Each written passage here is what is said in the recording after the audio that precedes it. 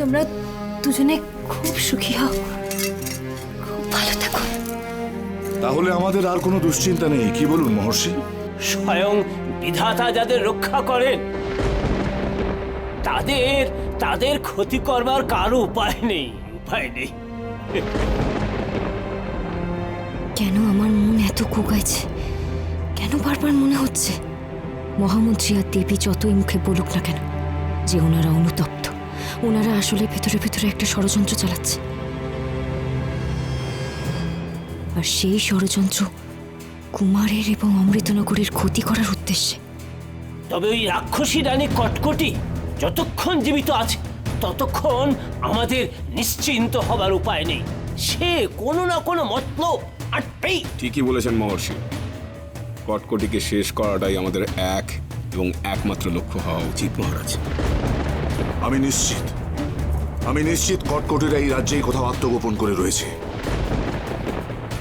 কটকটিরা আমার রাজ্যে যেখানেই থাকুক না কেন, তাদের খুঁজে আমি বার করবই।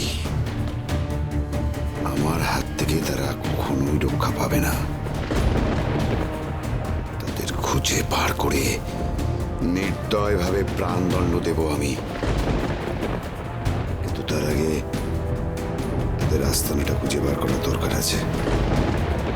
এখন চর প্রেরণ করতে হবে এবং সেটা অবিলম্বে। দাঁড়ান মহারাজ, কি হলো কিরণ? তুই বাধা দিচ্ছিস কেন?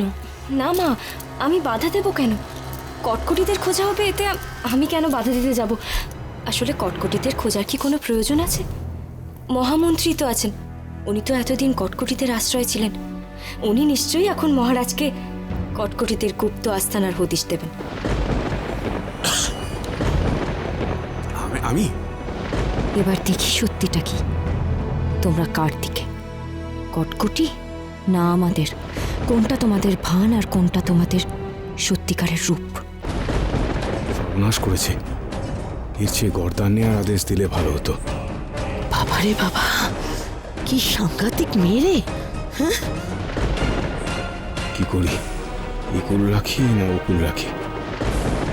না দেখালে মহারাজ মাথা কাটবেন, আর ওদিকে দেখিয়ে দিলে কটকটি মাথা চিবিয়ে খাবে। না না না, এ কাজ আমরা করতে পারবো না। আরে ধুস, এ আবার ফস করে কি বলতে কি বলে বসলো। কেন দেবী, এই কাজ আপনারা করতে পারবেন না কেন? উত্তর দাও ভারত। আমি কি ধরে নেব যে তোমাকে বিশ্বাস করে আবার আমি ভুল করলাম? না মহারাজ, না না। তাহলে দেবী কেন বলছেন কটকটিদের গুপ্ত আস্তানার সন্ধান আমাদের দিতে পারবেন না? আমরা চিনলে তারপরে তো নিয়ে যাওয়ার প্রশ্ন। আপনারা চেনেন না? কি করে চিনব? কটকটিরা যখন এই রাজপ্রাসাদ থেকে পালিয়ে গেল, তারপর থেকে তো ওদের সাথে আমাদের কোনো যোগাযোগই হয়নি। হ্যাঁ হ্যাঁ, এই কথাটাই তো আমি বলতে চাইছিলাম কিরণমালা।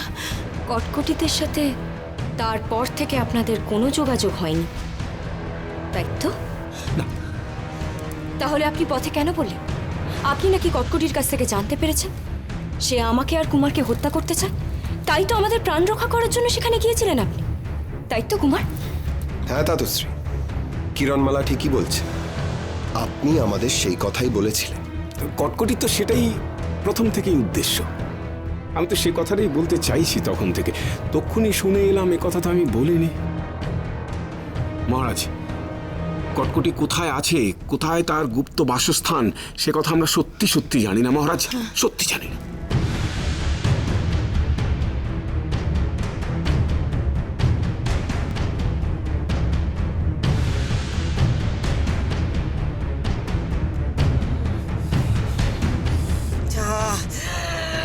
কিরণমালা ভরসা করতে পারছে না, বিশ্বাস করছে না, সন্দেহ করছে।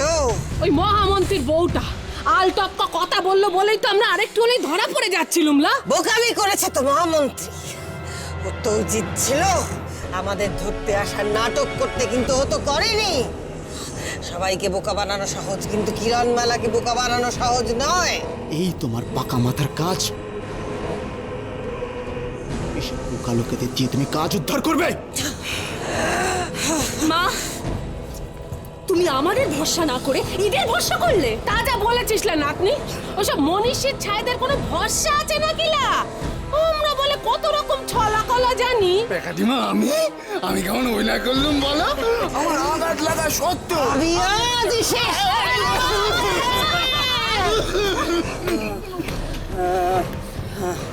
শোনো সবাই, আমি ঠিক করেছি আমি ওদের আরেকটা সুযোগ দেবই। তারপর ওরা যদি কিছু করতে না পারে তখন ওদের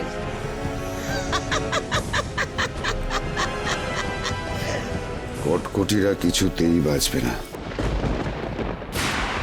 মহামন্ত্রী কটকটিদের গুপ্ত আস্তানার কথা নাও জানতে পারে, তো আমার স্থির বিশ্বাস আমার গুপ্তচরেরা কটকটিদের গুপ্ত আস্তানার খবর নিশ্চয়ই খুঁজে বার করবে। মহর্ষি, আমার আপনাকে একটা অনুরোধ আছে। আমি আজই কুমার আর কিরণের অভিষেক করাতে চাই। সেই শুভক্ষণ কি আজকের দিনে হতে পারে? এ অতি উত্তম প্রস্তাব মহারাজ। আজকের মতো শুভ দিন আর হতেই পারে না। আজ পূর্ণচন্দ্রের রাত্রি, সুতরাং আজই আপনি ওই কুমার আর কিরণমালাকে পুনরায় যুবরাজ যুবরানী হিসেবে অভিষিক্ত করতে পারেন। মহারাজ, আমি বিধাতার কাছে মানত করেছিলাম কুমার আর কিরণ ফিরে এলে 7 দিন 7 রাত ব্যাপী অমৃতনগরীতে উৎসব হবে। এত উত্তম প্রস্তাব মহারানী। আমি অমৃতনগরীতে ঘোষণা করে দিচ্ছি 7 দিন 7 রাত ব্যাপী বিধাতার পুজো হবে। প্রতিটা প্রান্তে হোম হবে, যজ্ঞ হবে, সবকিছু হবে। কারণ অমৃতনগরীর যুবরাজ আর যুবরানী কুমার আর কিরণ অশুভ শক্তিকে পরাজিত করে শুভ শক্তিকে ছিনিয়ে এনেছে। এর থেকে বড় আনন্দের দিন আর কিছু হতে পারে না। মহামন্ত্রী, সারা রাজ্য জুড়ে এখনই ঘোষণা করে দাও এই উৎসবের কথা, আর কুমার আর কিরণের অভিষেকের আয়োজন করো। যথাজ্ঞা মহারাজ, যথাজ্ঞা। মহারাজ, এই আনন্দ অনুষ্ঠানে আমি অমৃতনগরীর সমস্ত প্রজাদের বস্ত্র উপহার দিতে চাই। অতি উত্তম প্রস্তাব রানী। আমাদের কিরণ আর কুমারের জীবন আবার নতুন করে শুরু হতে চলেছে। সমস্ত অমৃতনগরীর এদের প্রাণ ভরে আশীর্বাদ করবে। এ তো অতি উত্তম প্রস্তাব। আমার পরম সৌভাগ্য। আপনারা সানন্দে অমৃতনগরীর সব প্রজাদের মধ্যে বস্ত্র বিতরণ করতে পারেন। মহর্ষি, কুমার আর কিরণের অভিষেকের আয়োজন আপনি শুরু করে দিন। হ্যাঁ, সে আয়োজন আমি করব, কিন্তু কুমারের যে এখনো একটা গুরুত্বপূর্ণ দায়িত্ব রয়ে গেছে। কি মহর্ষি? ওই অমৃতকে পুনরুজ্জীবিত করা। বিধাতার অমৃত আজ বড়লে পরিণত হয়েছে। কুমার ছাড়া তা পুনরুজ্জীবিত করবে কে? মহর্ষি, আপনি এক্ষুনি গণনা করে আমাকে জানান। যেদিন এই শুভ কাজ সম্পন্ন করা যাবে, আমি খুব তাড়াতাড়ি কুমারকে দিয়ে আবার এই অমৃতনগরীর অমৃতকে জাগ্রত করে এই অমৃতনগরীর ঋত গৌরব আবার পুনরুদ্ধার করতে চাই মহর্ষি। যথাজ্ঞা মহারাজ।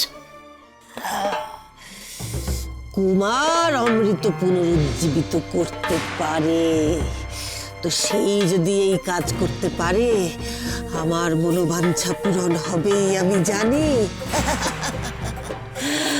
আমি কুমারকে শেষ করব, করে অমৃত লাভ করব।